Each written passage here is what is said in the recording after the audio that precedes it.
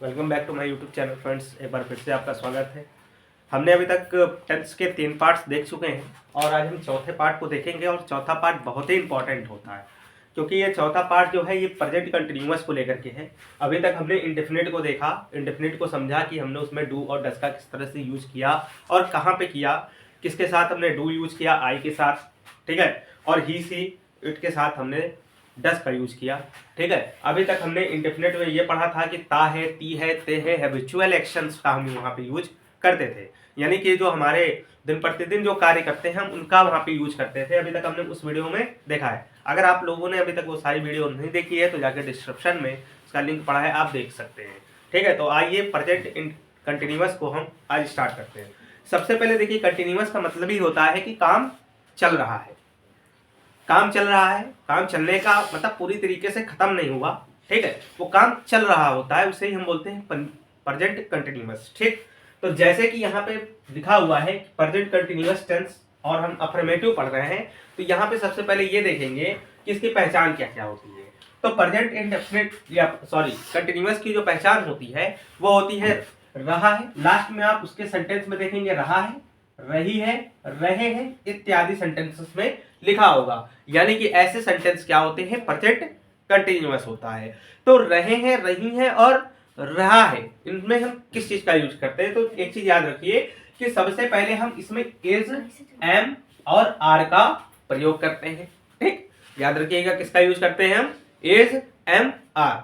अभी तक हमें लगता था कि वो जाता है, तो हमने अगर जब तक टेंस की जानकारी नहीं रहती है तब तक हम यही कहते हुए जाता है, राम गोइंग, ठीक है, तो हम उसमें आईएनजी लगा देते थे। लेकिन हमें ये समझने की बात है, कि यहाँ पे हमें क्या समझना है, ठीक है। तो यहाँ पे इज, एम, आर का यूज करना है, यही बताएगा कि आपको किस कार्य, यानी कि जो कार्य चल रहा है वो कंटिन्यूअस में चल रहा है।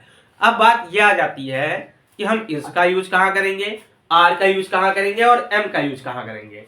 तो सबसे पहले यहाँ देखिए, यहाँ पे लिखा हुआ है कि ही जहां पे आएगा यानी वह, ठीक है, शी जहां पे आएगा वह, ठीक, इट जहां पे आएगा उसके साथ क्या करेंगे, हम इस का प्रयोग करेंगे। इसके अलावा अगर कोई पर्सन सीता है, गीता है, राम है, ठीक है, तो इनके साथ भी हम इज का ही प्रयोग करते हैं कि एक वचन सिंगुलर, वह जाता है, इसमें कितने लोग जा रहे हैं, वह जा रहा है, यानी वह जा रहा है, तो यानी कि जाहिर सी बात इसमें एक ही पर्सन होगा, ठीक है, एक ही पर्सन होगा यानी एक वचन। यानी कि हम क्या करेंगे, उसमें जो सिंगुलर है, जो एक वचन है, इसके लिए हम क्या करेंगे, हम हमेशा इज का प्रयोग करेंगे। जबकि बहुवचन, हम जा रहे हैं, अब हम में बहुत लोग हो गए, हम लोगों में बहुत सारी संख्याएं हो गई, हम में न जाने कितने लोग हो गए, ठीक है, या फिर दे, यू, सॉरी, हम जा रहे हैं, ठीक है, यहां पे ठीक है, हम जा रहे हैं, तो हम जा रहे हैं, हम जाने का मतलब हो गया बहुत लोग, ठीक। इसके अलावा यू, तुम में कितने लोग हैं, मैं और तुम, यानी कि दो लोग, यानी कि मैं और तुम, वैसे भी क्या है ये सेकंड है, तो मैं क्या करूंगा, जो भी सेकंड पर्सन होगा, सेकंड पर्सन कौन, सेकंड पर्सन यानी कि वहां जाहिर सी बात है एक पहला पर्सन होगा फर्स्ट पर्सन और एक सेकंड पर्सन, दो पर्सन नए होंगे, ठीक है। तो वहां पे क्या है, यू जब करेंगे तो यू के साथ हम क्या यूज करेंगे, आर का यूज करेंगे, यू आर राइट, तुम सही हो, यू आर राइट, ठीक। तो हम यू के साथ आर का यूज करेंगे।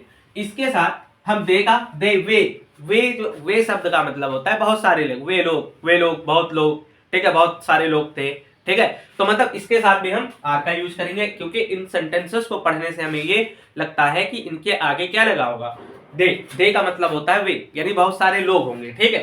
तो आपने अभी तक ये जान लिया कि मैं इसका प्रयोग किसके साथ करूंगा, इसका प्रयोग मैं ही, सी और इट के साथ मैं इसका प्रयोग करूंगा, ठीक। इसके बाद दूसरा जो रूल कहता है कि मैं यू, दे और बी, यू, दे, बी के साथ मैं आर का प्रयोग करूंगा, ठीक। इसके अलावा मैं आई, अगर आई है तो जैसे आई एम गोइंग, मैं जा रहा हूं, आई एम ईटिंग, मैं खा रहा हूं, ठीक है।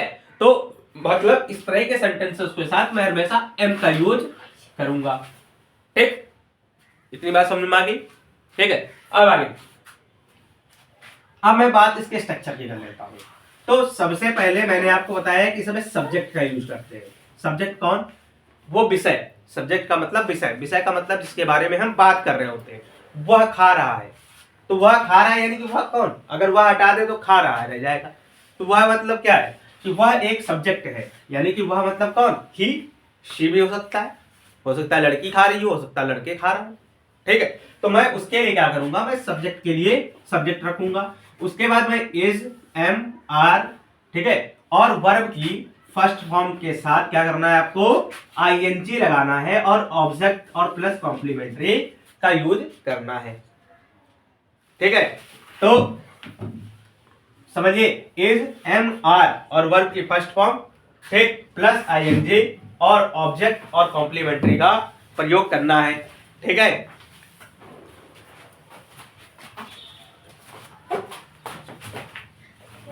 ठीक, तो इस एम आर के साथ मैं कॉम्प्लीमेंट्री का प्रयोग करूंगा। दूसरी चीज,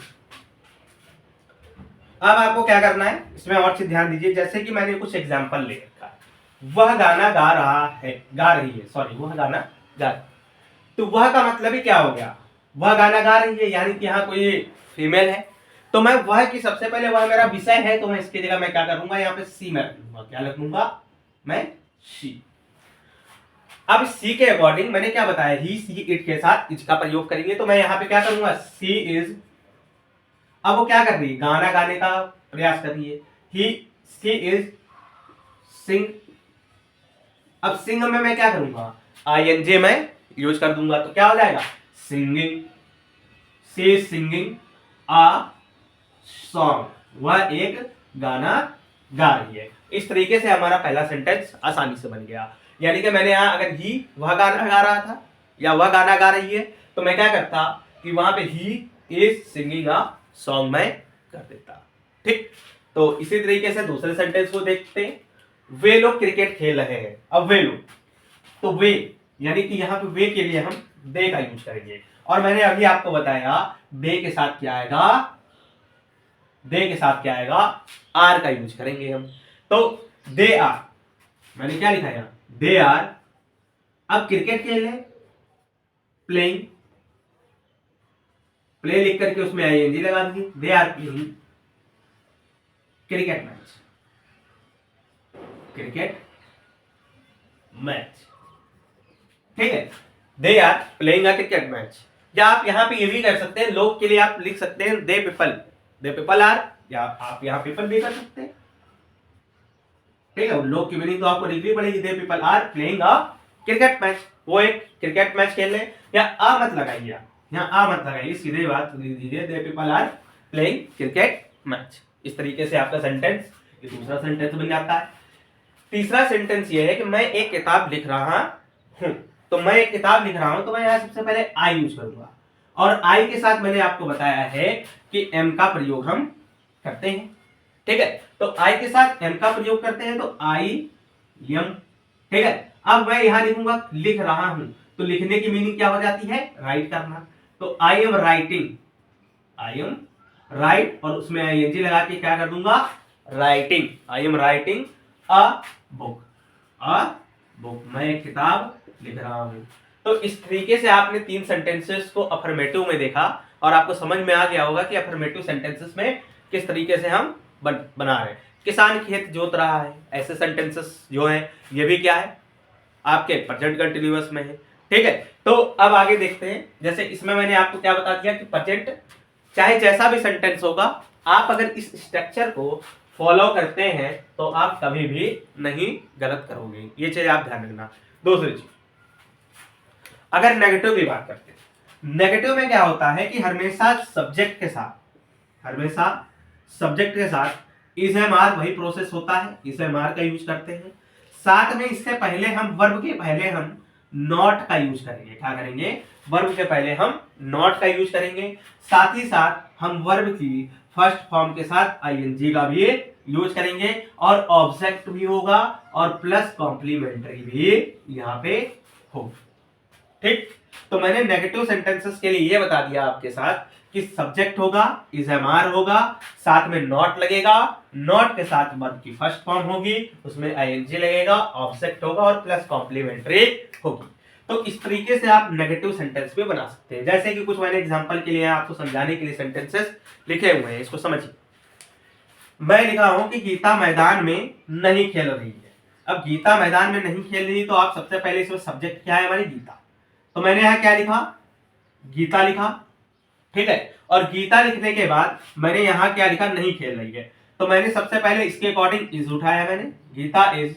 अब मैंने देखा कि क्या लिखना है, नॉट, गीता इज नॉट। उसके बाद हमारी वर्ब की फर्स्ट फॉर्म आ जाती है प्ले, और प्ले में हम क्या लगा देंगे, ing, प्लेइंग, ठीक है। Gita is not playing in the park, in the park. ये आपका क्या हो गया, पहला सेंटेंस बन गया, ठीक है। तो मैंने यहाँ क्या लिखा, Gita is not playing in the park, ठीक। दूसरा सेंटेंस, वे बाजार नहीं जा रहे हैं, वे बाजार नहीं जा रहे हैं, तो मैंने वे की मीनिंग यहाँ क्या लिखी, दे।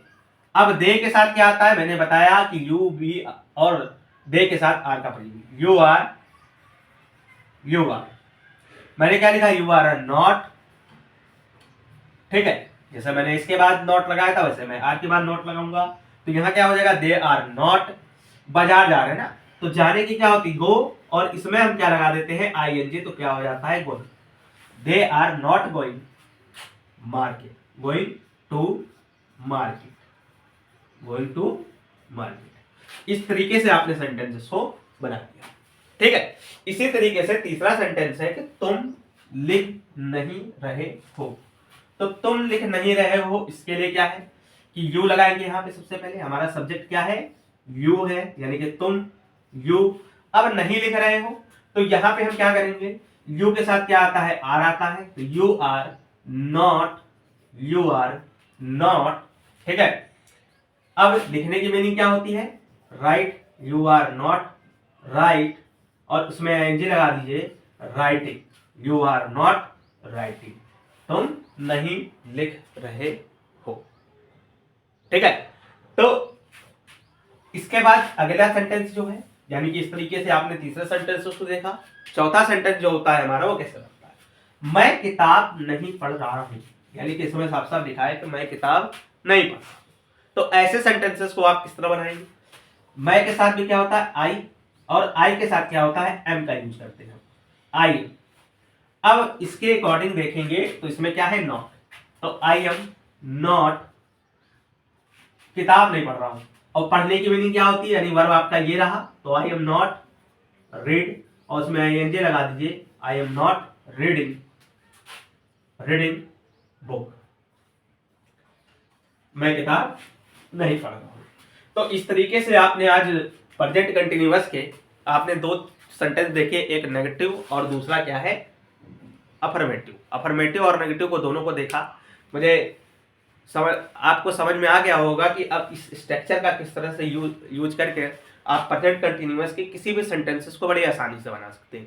देखिए, किसी भी टेंस में सबसे मेन चीज क्या होती है कि आपको स्ट्रक्चर मालूम होना चाहिए और वर्ब्स की फॉर्म मालूम होनी चाहिए। अगर ये आपको वर्ब्स की फॉर्म मालूम है तो आप आसानी से किसी भी सेंटेंसेस को बना सकते हैं। अगर आपको वर्ब्स की फॉर्म ही नहीं पता है, वर्ब की फॉर्म ही नहीं पता है, तो आप क्या बनाओगे, ठीक है। तो इसके लिए आप मेरी वीडियो को ऐसे ही लेटेस्ट वीडियो जानने के लिए या नए नए वीडियो को देखने के लिए आप मेरे चैनल को शेयर और सब्सक्राइब जरूर करें, ठीक है। और लाइक जरूर करा करें, और कमेंट सेक्शन में जाकर अगर कोई डाउट हुआ करे तो कमेंट सेक्शन में जाकर के कमेंट जरूर करके पूछ लिया करिए, ठीक है। तो आज के लिए इतना ही, और कल फिर नए वीडियो में मिलते हैं आपको, ठीक है। Thank you for watching.